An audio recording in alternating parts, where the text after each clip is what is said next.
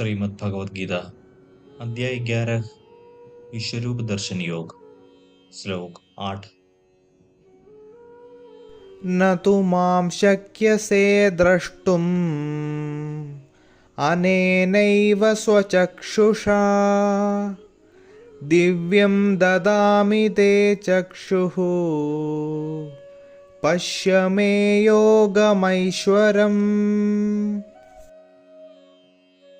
परंतु तुम अपनी आंखों से मेरे दिव्य ब्रह्मांडीय स्वरूप को नहीं देख सकते हो, इसलिए मैं तुम्हें दिव्य दृष्टि प्रदान करता हूँ। अब मेरी दिव्य विभूतियों को देखो।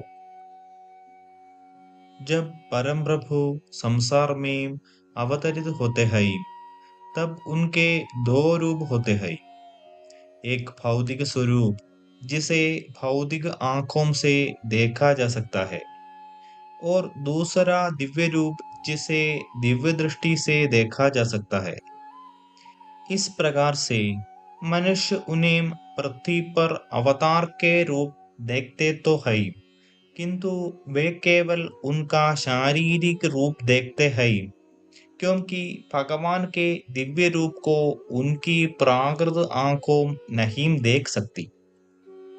इसी कारण से जब भगवान पृथ्वी पर अवतार लेकर प्रकट होते हैं, उस समय भौतिक जगत की जीवात्माएं भगवान को पहचान नहीं पाती। श्री कृष्ण ने 9वें अध्याय के 11वें श्लोक में उल्लेख किया है, जब वे पृथ्वी पर साकार रूप में प्रकट होते हैं, उस समय अज्ञानी लोग उन्हें पहचान नहीं पाते। यही समान सिद्धांत उनके विश्वरूप पर भी लागू होता है। इसलिए अर्जुन उनका विराट रूप देखना चाहता है, परंतु अर्जुन कुछ नहीं देख सका, क्योंकि उसकी आंखें भौतिक थी। भौतिक आंखें उस सार्वभौमिक रूप को देखने में असमर्थ होती है, और साधारण मनुष्य की बुद्धि उसे समझने के लिए समर्थ नहीं होती। इसलिए श्री कृष्ण कहते हैं कि वे अब उसे दिव्य दृष्टि प्रदान करेंगे, जिसके द्वारा उनके सार्वभौमिक रूप को उसके समस्त वैभवों सहित देखा जाना संभव हो सकेगा। दिव्य आध्यात्मिक दृष्टि प्रदान करने का कार्य भगवान की कृपा से संपन्न होता है। अपनी कृपा द्वारा भगवान जीवात्मा को अपनी दिव्य दृष्टि, दिव्य मन और अपनी दिव्य बुद्धि को जीवात्मा की प्राकृत दृष्टि, प्राकृत मन और प्राकृत बुद्धि के साथ जोड़ देते हैं। तब दिव्य इंद्रिय मन और बुद्धि से युक्त होकर जीवात्मा भगवान के दिव्य रूप को देखने का विचार कर उन्हें समझ सकती है। श्लोक 9।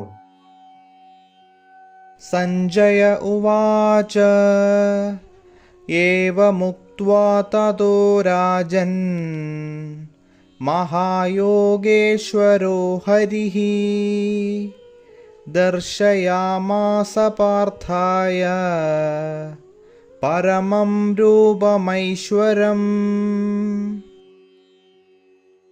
संजय ने कहा, हे राजन, इस प्रकार से कहकर योग के स्वामी महायोगेश्वर श्री कृष्ण ने अर्जुन को दिव्य विश्वरूप दिखाया।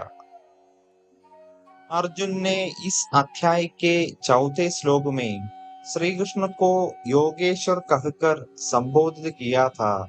अब वह एक विशेषण महा जोड़कर उन्हें सभी योगियों का भगवान का संबोधित कर रहा है। संजय को अपने गुरु वेदव्यास से दूरदृष्टि का वरदान प्राप्त था।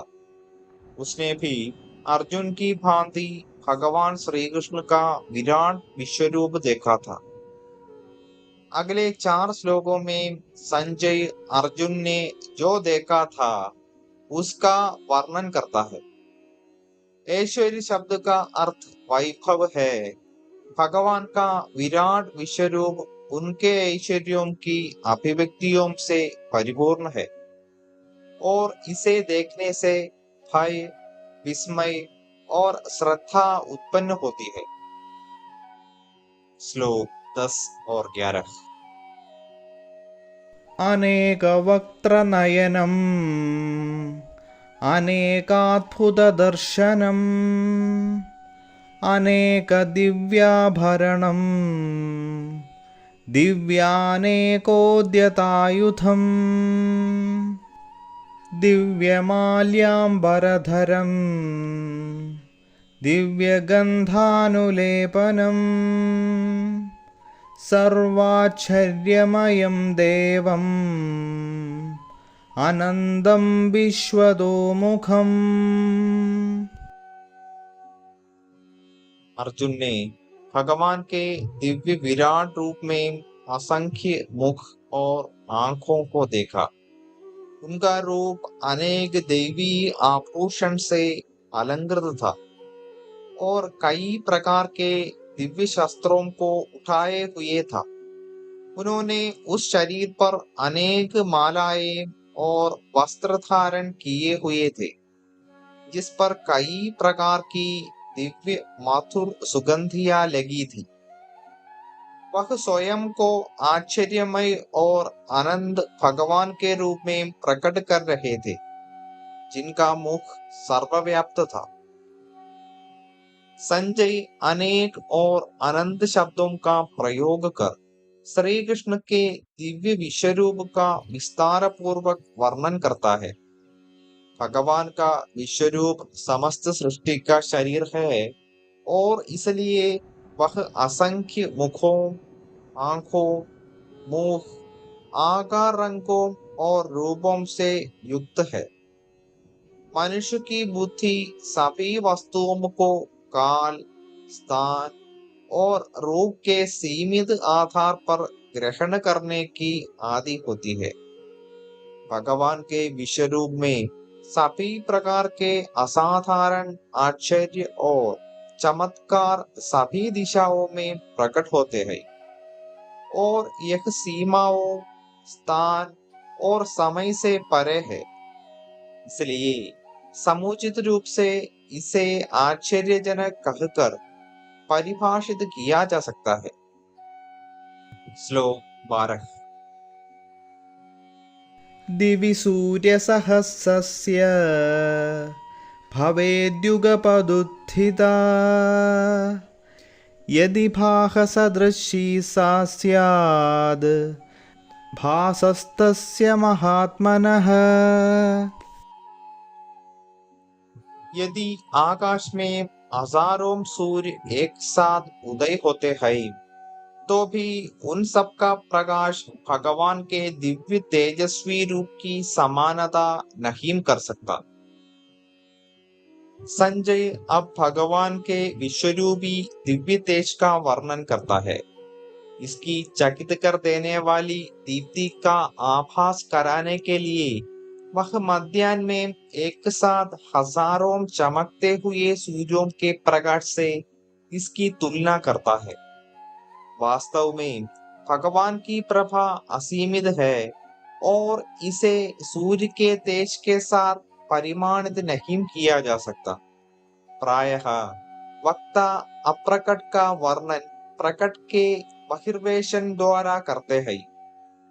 संजय ने यहाँ हजारों सूर्यों की उपमा देकर अपने अनुभव को व्यक्त किया है कि भगवान के विश्वरूप के तेजस्व के समतुल्य कोई नहीं है।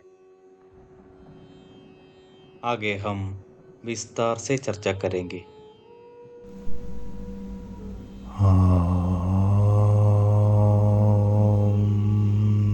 गुं गुरुभ्यो